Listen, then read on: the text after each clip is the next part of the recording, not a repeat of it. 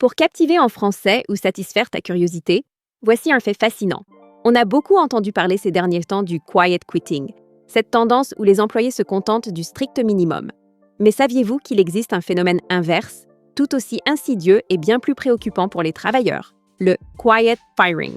C'est ce que révèle un article fascinant de The Economist, paru le 13 février 2025, intitulé « How to get people to resign ».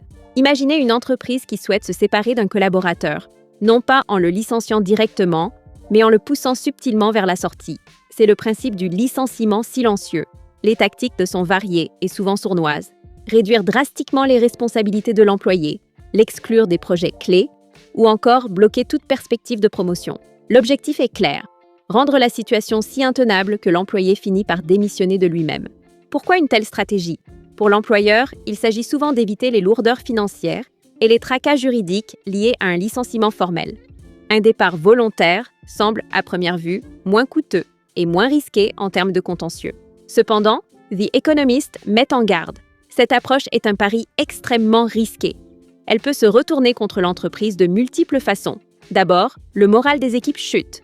Les autres employés, témoins de ces manœuvres, se sentent menacés, ce qui érode la confiance et l'engagement général.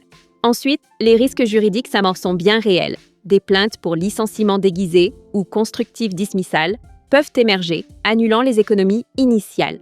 Enfin, et c'est peut-être le plus dommageable à long terme, la réputation de l'entreprise en prend un coup. Qui voudrait travailler pour une organisation qui traite ainsi ses collaborateurs?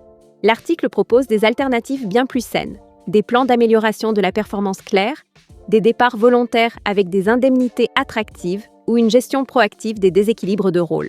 En somme, si le quiet firing peut sembler une solution de facilité à court terme, The Economist nous rappelle qu'une communication ouverte et un départ respectueux sont, au final, bien plus bénéfiques pour toutes les parties.